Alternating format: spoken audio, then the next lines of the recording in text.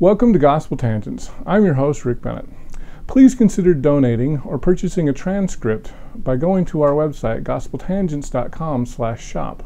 You'll help support other documentaries and podcasts such as this. We're going to take a deep dive into section 132 of the Doctrine and Covenants. It deals with the law of Sarah and concubines. Anne Wilde will give her perspective on these two important topics in section 132. We'll also talk about the verses that refer to Emma Smith being destroyed if she doesn't accept polygamy. What does Anne think about this? Check out our conversation.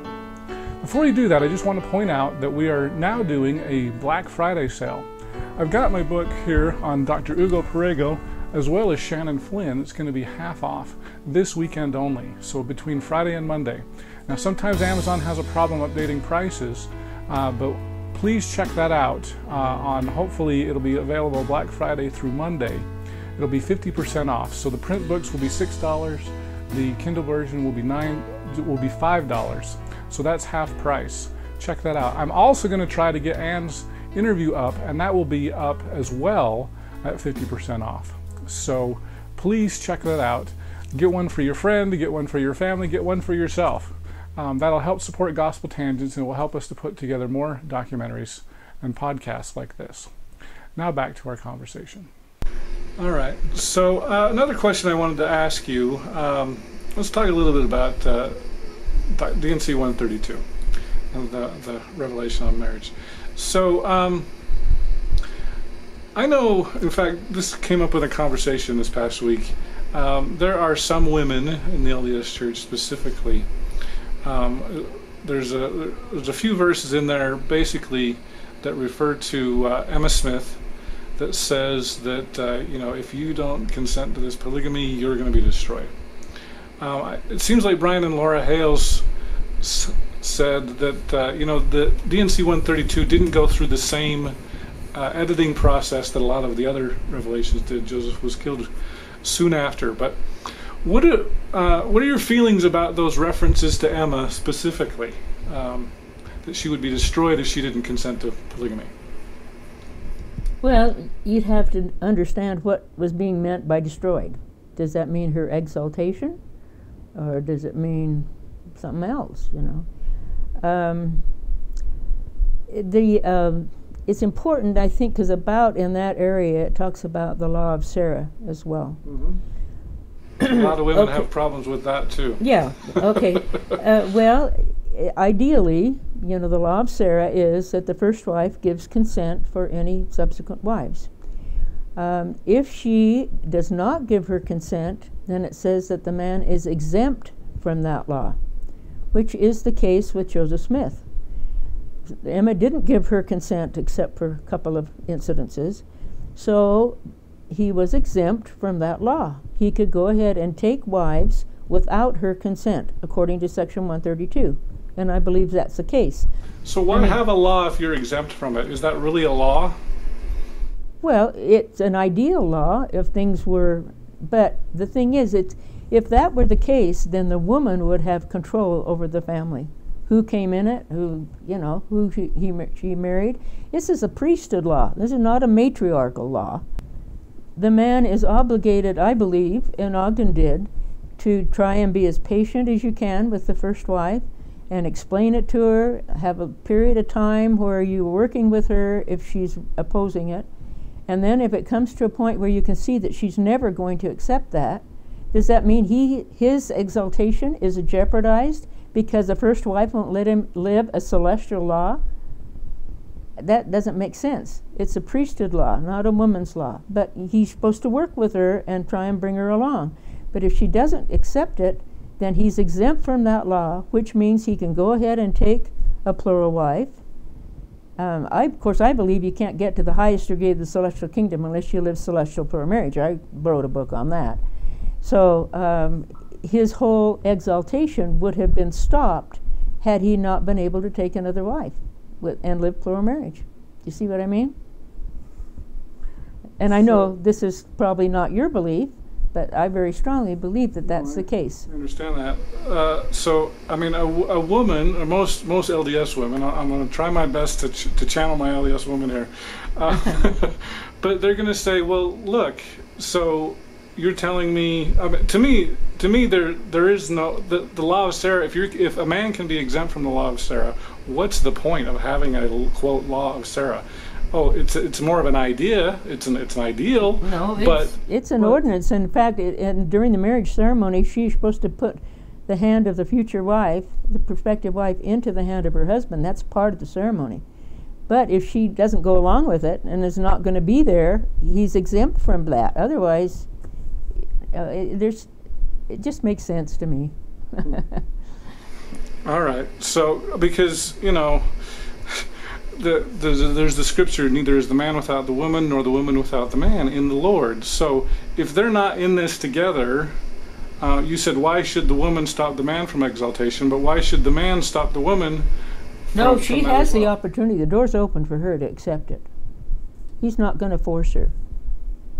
But he is forcing her if he's taking another wife against her will, right? But he's not forcing her to take part in the ceremony. He's not forcing her to give that wife to him. But he still is able in the law of the priesthood to take another wife. It's just really important. But, I can see why Joseph and other people would have to be exempt from that law if the first wife is absolutely not going to go along with it. She's jeopardizing her own exaltation, because she won't get the blessings for living it if she's opposed to it. She might have another wife in the family, but if she's adamantly opposed to it and did not give that wife to her husband, she won't get the blessings for it. Okay. Well, I know there's a lot of LDS women. In fact, I know one who said, I don't want any part of that. If that's fine. They don't have to have any part of it. So, yeah. So that's why it's not for everybody. Yeah. I look at it that it's a great blessing. I thank the Lord all the time that I was able to live plural marriage, because I have a strong testimony that that's the eternal marriage covenant. Okay. All right. I did remember just one more question that I wanted to ask you concerning D&C 132. One of the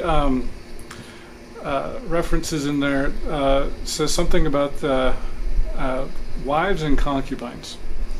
So my understanding of the Old Testament, I want to key in on that term concubines there.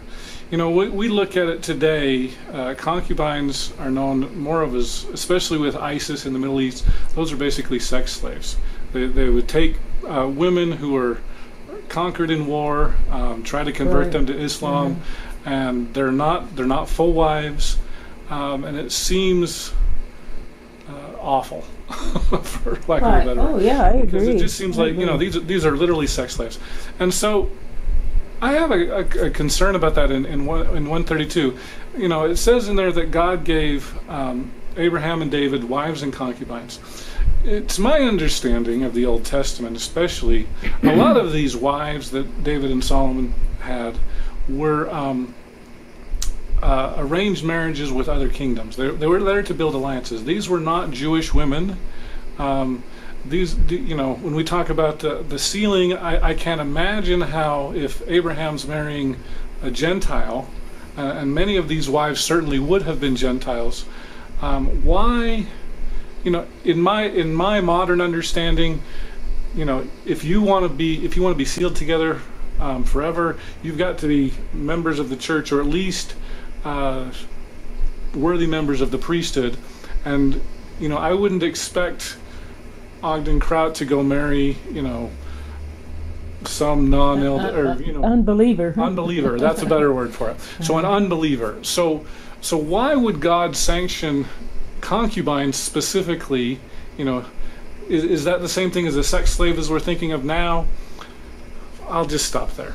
Well, my understanding of that is that they are lesser wives. They are not covenant wives. They probably are not eternal type wives. But I think, there are traditions and customs in countries that God allows to happen. They may not be His religious way of doing things, but He allows people to adhere to the customs and traditions of the country or the time, okay? I would assume it was something like that. That, you know, Abraham was building up a kingdom, kind of like, and whatever the reason, God acknowledged that. Not as a religious thing necessarily. We talked about the difference between civil rights and religious rights. They were civil ceremonies, probably. I really don't know, how to explain that any better. These concubines would have been for time only, essentially? Yeah, but who knows if some of the others are going to be only for time, too. I mean, you have to be worthy. Right. You can't just be collecting wives and think, oh boy, I got it made. Well, it just seems strange to me because it does seem like, especially with David, in the Doctrine and Covenants 132, it says that he did not sin in anything except in the case of Uriah's wife. But, I'm sitting here from a modern LDS perspective and saying, well, look, David probably married somebody from some other kingdom or some other tribe that was not Jewish, had nothing to do with that. So, I guess it kind of makes sense in the idea that, okay, if you're considering this a time-only sealing and this is and God permitted and at it? that time, were there really marriage ceremonies? There weren't. You slept with somebody, she was your wife. There weren't marriage ceremonies. Okay. Well, what about Uriah? I mean, was there? It was his wife because he had apparently slept with her. I mean, they don't go to a priest or somebody to be married. The idea of understanding of marriage in those days, that's why Judah, in the case of Judah, and all that mess, you go in and sleep with somebody, then that meant you were his wife. So it was as simple as that? The way I understand it, because you won't read in the New Testament, the marriage ceremony at Cana, so maybe by that time, maybe they had something. But in the Old Testament, I don't believe they had marriage ceremonies. Yeah, I mean... At least it wasn't the usual thing. They might have had like a king married a dignitary, some big celebration with royalty. But just an average Joe Schmo. Well, a lot of those were arranged marriages. Hey, my son's going to marry you, and so you're going to get together. I'm not an Old Testament expert, but... so that's interesting. They would just... Okay, well, you're going to be married. I would think they would have had some sort of a ceremony. Well, you'd think because we're so accustomed to that. Yeah, maybe. But I'll have to get an Old Testament expert on that. Pretty much. I mean, you could talk to an Old Testament. I might be wrong in some cases, but I think generally speaking, they were married. If they slept together, they were married. Okay. So as far as the concubines in today's world, does that really apply to our life? Well, I think it means something different now. Concubine, yeah. So one thing that I think it's it's a mistress. To me, today, a concubine would be equivalent of a mistress. Isn't that the way you see it? Well, I mean, yeah, I guess, in the case of the Middle East, you could call them mistresses, but to me... Well, I think then there might have been more of they were part of his harem. The concubines came and lived in his palace or in his estate or something. Today, usually they don't live with the legal wife. They're off someplace else. So, well, another question is, so with Brian Hales, I interviewed him, and I should have asked him this question. I might have to schedule another interview with him. But Brian talked, there are, I think he said, 11 to 14 women who were sealed who were married to other men who were sealed to Joseph. I think most Latter-day Saints would find that a little bit shocking. But I was wondering if Brian said he believes that these are women that Joseph did not have sexual relations with. I agree. That's my understanding, but I have no way of proving it. And so I'm wondering, would they be considered concubines or lesser wives? Because I don't think so, because I think priesthood married them. Okay. So they would be a full wife, not a lesser wife. They would be I think each case would have to be considered on its own merits. There were some whose husbands were not worthy priesthood holders. There were some that they were. They were good priesthood holders. I think that maybe Joseph was giving them the option to choose. And on the other side, they could choose which one they wanted to be with for eternity. I think he just provided. My personal opinion is that Joseph Smith made covenants in their pre-existence with certain wives, and he said, I will give you that option, that opportunity to live plural marriage. You can accept or reject it. He never forced anybody to join his family. So but maybe they got married before he had a chance to offer him that, before he even knew about plural marriage. But he still kept his commitment to them. So he still said, I'll offer to give you that opportunity to live plural marriage. You can accept or reject it, or you can do it and then choose. That's my personal opinion. It makes sense to me. And really, to me, the gospel is all about a lot of doctrines and ordinance and things, but they have to make sense.